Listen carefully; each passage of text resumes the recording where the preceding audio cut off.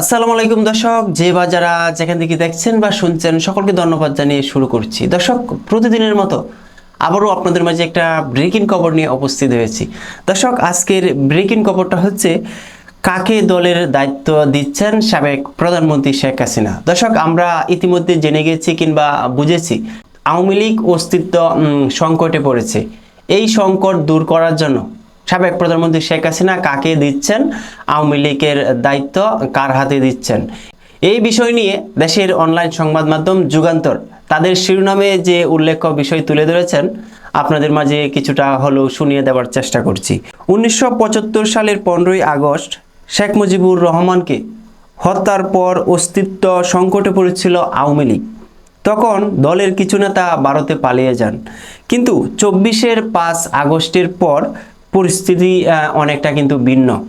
নেতাকর্মীদের রেখে দলটির সভানেত্রী শেখ হাসিনা স্বয়ং পালিয়ে গেছেন ভারতে।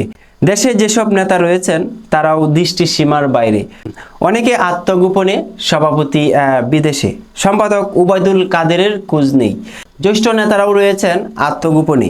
এমনটা অবস্থায় সবচেয়ে বড় প্রশ্ন হয়ে দাঁড়িয়েছে, আওয়ামী লীগের হাল ধরবেন কে?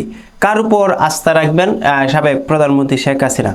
বিদেশে তাকায় 15ই আগস্ট শেখ হাসিনা বেঁচে গিয়েছিলেন। সে সময় তিনি পশ্চিম জার্মানি থেকে ভারতে নিয়েছিলেন রাজনৈতিক আশ্রয় ভিন্ন প্রেক্ষাপটে। শেখ হাসিনার পথ অনুসরণ করেছেন দলটির অনেক ছোট বড় নেতা। শোনা যায় যাওয়ার আগ মুহূর্তে কাউকে কিছু না বললেও দলের অন্তত 2জন নেতাকে নির্দেশ দিয়েছিলেন পরিস্থিতি বিবেচনায় নেতাকর্মীরা যেন ভারতে পালিয়ে যায়। এই কারণেই কি মাস্টার মাইন্ডও ভারতে পৌঁছে গেছেন নিরাপদে।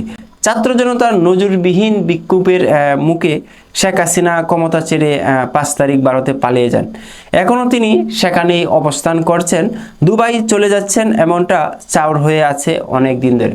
দর্শক, আমরা 2-1 দিন ধরে যে নিউজটা দেখতে পাচ্ছি কিংবা শুনতে পাচ্ছি, সাবেক প্রধানমন্ত্রী শেখ হাসিনা ভারত ছেড়েছেন, আরব আমিরাতে শামীম ওসমানের বাসায় রয়েছেন। দর্শক, এটা শিওরলি এখনো বলা যাচ্ছে না শেখ হাসিনা কি দুবাই গিয়েছেন নাকি উনি এখনো ভারতে আছেন। শেখ হাসিনার ভারত ছাড়ার এই সংবাদে সারা দেশ এখন উত্তাল, কিন্তু তখন বিষয়টি নিয়ে মুখ করলেন তার ছেলে সজীব ওয়াজেদ জয়। সোমবার রাতে গণমাধ্যমের সঙ্গে আলাপকালে সজীব ওয়াজেদ জয় জানালেন, শেখ হাসিনা ভারত ছেড়ে যাওয়ার খবর সঠিক নয়। জয় বলেন, আমার মা ভারত ছেড়ে গিয়েছে বলে যে খবর শোনা যাচ্ছে সেটি সঠিক নয়। তিনি এখনও ভারতেই অবস্থান করছেন। এর আগে সজীব ওয়াজেদ জয় বলেন, সাবেক প্রধানমন্ত্রী শেখ হাসিনা ভারত ছাড়তে কোনো চাপ নেই। দর্শক, আমরা ইতিমধ্যে অবগত হয়েছি যে যুক্তরাষ্ট্র ভারতের চাপ দিচ্ছেন যে প্রধানমন্ত্রী শেখ হাসিনার 45 দিন শেষ হয়ে 2 মাসের অধিক সময় হয়ে যাচ্ছে। কোন বৈধতাতে কিংবা কোন কারণে এখনো ভারতেই রয়েছেন সাবেক প্রধানমন্ত্রী শেখ হাসিনা? যাই হোক, মাঝে মধ্যে শেখ হাসিনা তার দলের নেতাকর্মীদের সঙ্গে ফোনে কথা বলেন। অনেকেই এটাকে অডিও বিপ্লব বলেছেন। পৃথিবীর এক প্রান্ত থেকে অন্য প্রান্তে অডিও বার্তা পৌঁছে যাচ্ছে নিমিষেই। স্বাভাবিকভাবেই প্রশ্ন উঠেছে, আওয়ামী লীগের দায়িত্ব কার হাতে দিচ্ছেন? এই প্রশ্ন এখন সর্বত্র। নেতাকর্মীরাও চাচ্ছেন দলকে সংগঠিত করতে। গণমাধ্যম সূত্রে জানা যায়, সর্বশেষ অডিও বার্তা হাসিনা বলেছেন, কাদের দায়িত্ব দেব, যাকেই দেব সেই তো গ্রেপ্তার হয়ে যাবে। দর্শক, গণমাধ্যমে একটা অডিও ক্লিপ কিছুদিন আগে ভাইরাল হয়েছিল যে দলের দায়িত্ব কাকে দিব, যাকেই দেই সেই তো গ্রেপ্তার হয়ে যাবে। রাজনৈতিক পণ্ডিতরা বলেছেন, হাসিনা দলের কাউকে বিশ্বাস করতে পারছেন না।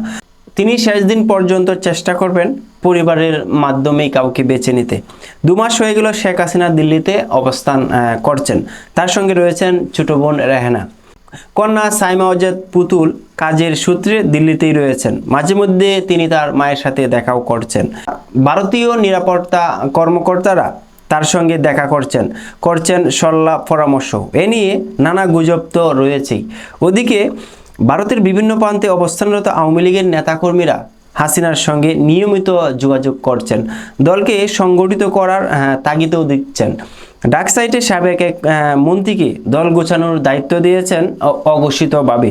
সাংগঠনিক এই বিপর্যস্ত পরিস্থিতির মধ্যে সাবেক রাষ্ট্রপতি আব্দুল হামিদ, আওয়ামী লীগের ভারপ্রাপ্ত সভাপতি এবং নারায়ণগঞ্জ সিটি কর্পোরেশনের সাবেক আলোচিত মেয়র ডাক্তার সেলিনা হায়াৎ আইভী ভারপ্রাপ্ত সম্পাদকের দায়িত্ব নিয়ে দলের হাল ধরতে চাচ্ছেন বলে সাম্প্রতিক যোগাযোগ মাধ্যমে গুঞ্জন উঠেছিল।